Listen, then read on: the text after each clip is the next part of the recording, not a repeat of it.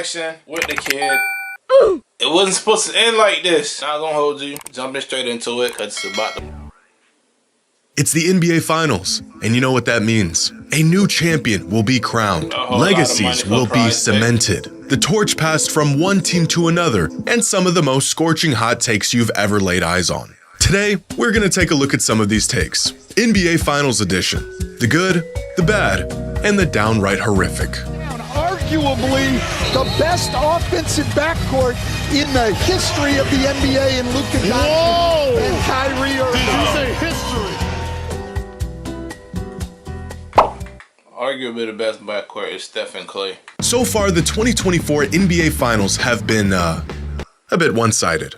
And with my rotten team on vacation for the last 2 months, I unfortunately have no dog in this race. Instead, I cope by watching other fans viciously duke it out while their team fights for NBA supremacy. And almost as entertaining as the finals itself are some of the takes and opinions that emerge from said duking. And here are some of the more interesting ones I came across. Now, our first take comes from a fan that says that if the Celtics win the finals, Luka Doncic should still be considered for the finals MVP. Now, my friend, I know you're in a tough position. Losing in the finals is not an easy thing to go through. I mean, being a Blazers fan, I personally wouldn't know the feeling, but I assume it's gotta be painful. But I do know where you're coming from, because LeBron's my favorite player, and I have... Yikes. Being a Blazers fan? Tough. ...to watch this. The 2015 finals. If anyone tells you basketball is a 5-on-5 sport, they're lying. Because I had to watch this man get jumped 5v1 versus one of the greatest teams in modern times. With Timofey Mozgov and J.R. Smith by his side, LeBron dragged this series to 6 games while averaging 36 points, 13 rebounds, and 9 assists in the series. And while watching Matthew Dellavedova nearly go into cardiac arrest trying to chase Stephen Curry around for 40 minutes, many fans asked the question, even if the Cavs lose this series, should LeBron still receive Finals MVP? He's clearly the best player on the floor. The answer was no, and it will always be no. Instead, the award went to the man who was guarding LeBron. To give some perspective on how LeBron nearly single-handedly willed the Cavs to a championship in 2015, here is a breakdown of how much he was contributing to his team in that final series. By himself, LeBron accounted for 38% of the Cavaliers' points, 56% of their assists, 28% of their LeBron, Lil Goat, Lil Forgot the Lyrics, Lil Will Always Do It, Lil Longevity, Lil Him, Lil Nasty, Lil Freak of Nature, Lil Freak Boy, LeBron James, out of Akron, Ohio. Him. Rebounds 60% of the total points generated throughout the series and was able to win 2 games. So far in the 2024 finals, Luka single-handedly makes up for 33% of the Mavericks' points, 40% of their assists, 24% of their rebounds, and 48% of the total points generated by the team. It doesn't matter how well a player plays in the finals. You have to win it to even be considered. What he trying to say, Luka, about doing the same efficiency work as Bron as the 2015 finals? But that's a historic run. For the finals MVP. The award is for the best player on the winning team, not just the best player in the series. And if LeBron's performance in the 2015 finals didn't warrant a finals MVP despite the loss, I'm not sure if anything ever will. Now here's a take for all the Celtics fans out there. This fan says that a championship for Boston this season would make Jason Tatum better than Paul Pierce. Now let me begin by saying Paul Pierce has become one of the most underrated stars of the past. His resume doesn't quite stack up to some of his peers of the 2000s, but Pierce was a really good player and a cornerstone to the Celtics franchise for 15 years. Some moments and opinions he's had over the last few years have kind of skewed the public's perception on him, but that doesn't change how awesome he was as a player.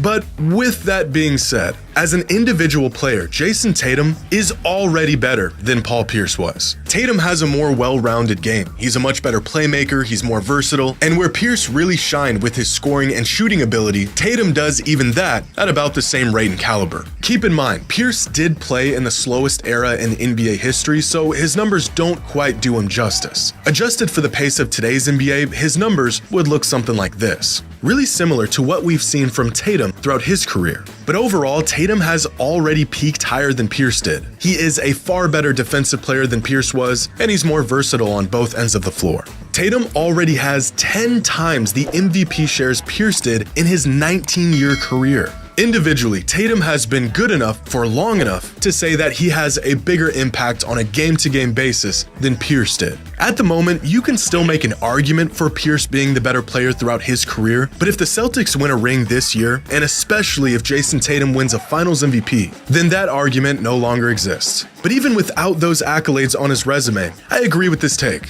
Jayson Tatum is better than Paul Pierce was, and a ring this season would cement it. Now, this next take came live on air during the Western Conference Finals, and fans are interpreting it in a few different ways. In the midst of going up 3-0 on the Timberwolves, Stan Van Gundy said that Luka Doncic and Kyrie Irving are arguably the best offensive backcourt in the history of the NBA. They have two guys that are pretty electrifying as well. Yeah, and Minnesota's top-rated defense is going to be challenged trying to slow them down. Arguably the best offensive backcourt in the history of the NBA in Luka Doncic and Kyrie Irving. Did you say history? Now, Luka and Kyrie have only played about... Nah, I still don't disagree with that. Steph, from way downtown, bang, change the game. Clay, 11 dribbles, 60 points.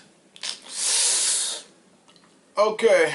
70 games together. And this is their first postseason playing together, and they haven't really accomplished much in the grand scheme of things, and about a million other reasons why this sounds crazy at first. But Stan wasn't implying anything about success or accomplishments, just simply as an offensive duo, Luka and Kyrie might be the best backcourt we've ever seen. And if we're just talking about offensive ability, then there really aren't many backcourts that stack up against this one. That short list may include 2018 Harden and Chris Paul, 2021 Harden and Kyrie.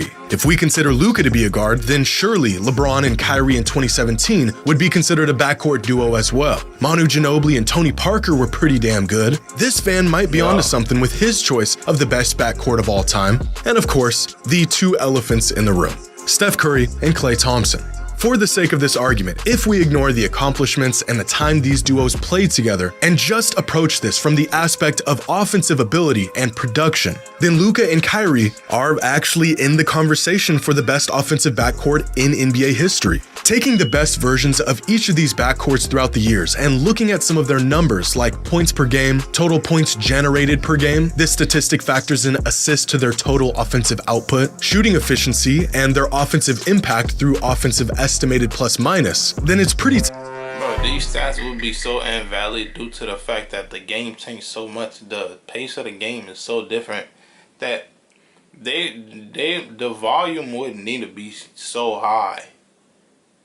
Because, like, now you have to do extra shit. Back then, you didn't have to do as much shit to get a bucket. So, now, points per game might be high as fuck because we're shooting mad threes.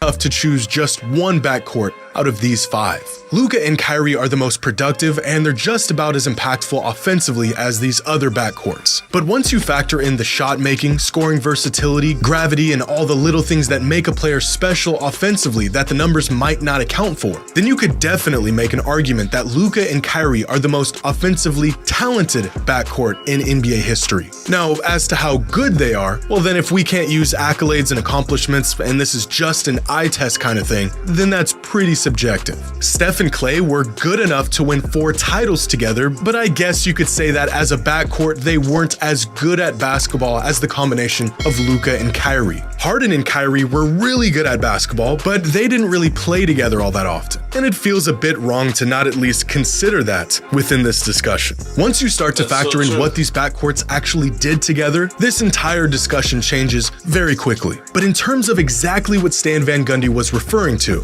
offensive excellence, then Luka and Kyrie are, in fact, arguably one of the best backcourts the game has ever seen. Our next take is one of the more unhinged takes I've seen recently. Let's not sugarcoat it. Jason Tatum has underperformed a bit over the last couple weeks, and coming off the heels of a Jaylen Brown Conference Finals MVP, followed up by a lackluster start in the finals, Tatum's superstar label has been put into question. The peak of Jason Tatum propaganda? This right here. Fans claiming that Jason Tatum is an elite role player. The LeBron James of Tobias Harris's, if you will. And this take is missing so much context that I almost want to start rooting for the Celtics purely out of spite. Since the start of the conference finals, which is when this discourse really started to gain traction, Tatum has been averaging 26 points, 7 assists, and 10 rebounds a game on 52% true shooting while winning all 6 games. Those are all NBA numbers in the playoffs, and people are calling him a role player. In fact, there have only been 7 players in the history of the NBA to make it past the first round while averaging these numbers in a playoff run. Oscar Robertson, Larry Bird, LeBron, Giannis, Jokic, Luka, and Jason Tatum. A really good group of elite role players. Now, I will be the first to say that Tatum has drifted into— That's the next level of glazing I'm talking about. The nigga's not even playing bad. People who don't even watch basketball, me, because I watch it sometimes, will call him bad because of what I hear. Or a clip I see on TikTok saying Jason Tatum is terrible. Shit crazy. Unwarranted territory over the last year or two, with some fans trying to jam him into the top 5 players in the NBA discussion when he isn't. But even when Tatum has a subpar stretch of games, or doesn't fit the typical mold of high-volume, ultra-bucket-getting superstar that we like to see, he is still one of the best players on the planet. Calling him an elite role player is hyperbole, I get that. But the less brain-rot version of this argument is that Jason Tatum isn't a star in this league. And this is 100% objectively wrong. There is no metric, or game, or series, or play that you could use to make this argument. At times, I too am not a big fan of the Celtics. This, however, does not send me into psychosis claiming one of the best players in the world is a role player. This take is abysmal. But let me know what y'all think. Leave your thoughts in the comments below. Ain't Tatum gonna be on the USA team? We're gonna see this summer in Paris. Hey, I cannot wait for Olympic season, bruh. Shit gonna be fire. And while you're at it, share your hottest take. The hotter the better. Hope you all enjoyed. And as always, until next time. My hot take, by the time Wemby 23, he gonna be the face of the league. 2-3. Wait. 2-3. Wemby gonna be the face of the league. If he doesn't get injured by the time he's 23, if he doesn't get injured, type shit. But with all that being said, sub up. Go to 1,000 sub. We had like 8 something. Make it happen. Sub up.